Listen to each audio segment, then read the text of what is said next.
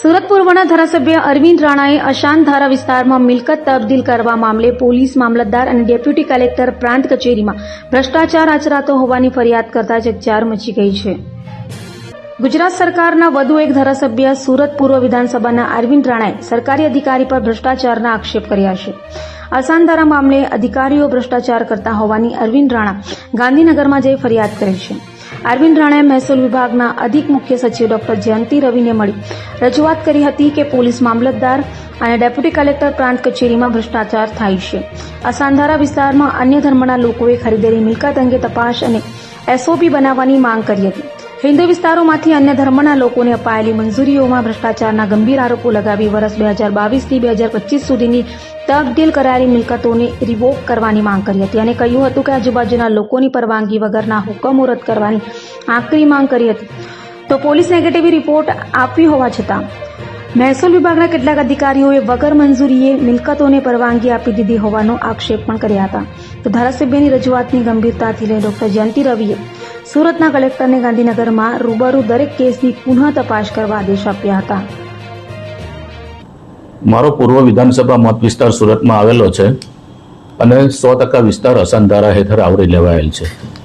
હવે અસાંધારા વિસ્તારની અંદર કાયદો એવું કહે છે કે મુસ્લિમ પરિવારો મુસ્લિમ વિસ્તારમાં રહે અને હિન્દુ પરિવારો હિન્દુ વિસ્તારમાં રહે અને પોતપોતાની રીતે સારી રીતે શાંતિથી પોતે સુલે શાંતિથી રહી શકે. પોતપોતાના ધંધા પોતપોતાના ધર્મનો એ લોકો વ્યવસ્થિત રીતે એમાં કામ કરી શકે એ હેતુને ધ્યાનમાં રાખીને આ કાયદો અસ્તિત્વમાં આવેલો છે.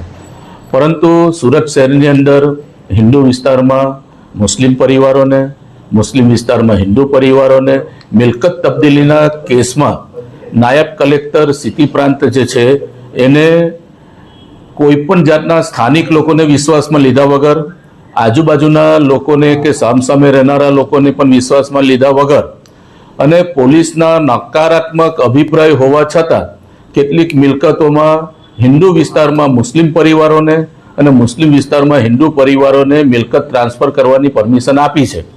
આ અંગે સુરતના કલેક્ટરશ્રીને પણ વારંવાર રજૂઆત કરી, સુરતના કલેક્ટરશ્રીની સંકલનમાં પણ વારંવાર રજૂઆત કરી, છતાં પણ નાયબ કલેક્ટરશ્રી દ્વારા મહેસૂલ વિભાગ દ્વારા આ એકતરફી આવી જે મંજૂરી આપવામાં આવે છે તો એના માટે હવે એક જ રસ્તો અમારા માટે બચેલો છે ચૂંટાયેલા પ્રતિનિધિ માટે કે રાજ્ય સરકારના મુખ્ય અધિક સચિવ જયંતિ રવિ મેડમ જે છે મહેસૂલ ખાતાના એમને આ તમામ કેસો લઈ જઈને મેં રજૂઆત કરી અને રજૂઆતના આધારે તેઓને પણ એવું લાગ્યું કે જો કાયદો અને વ્યવસ્થાની સ્થિતિ ખરાબ થતી હોય અને પોલીસનો અભિપ્રાય જો નેગેટિવ આવતો હોય તો નાયબ કલેક્ટરે આવા જે કંઈક નિર્ણયો કરેલા છે એ નિર્ણયમાં ફેરવિચારણા કરવી જોઈએ.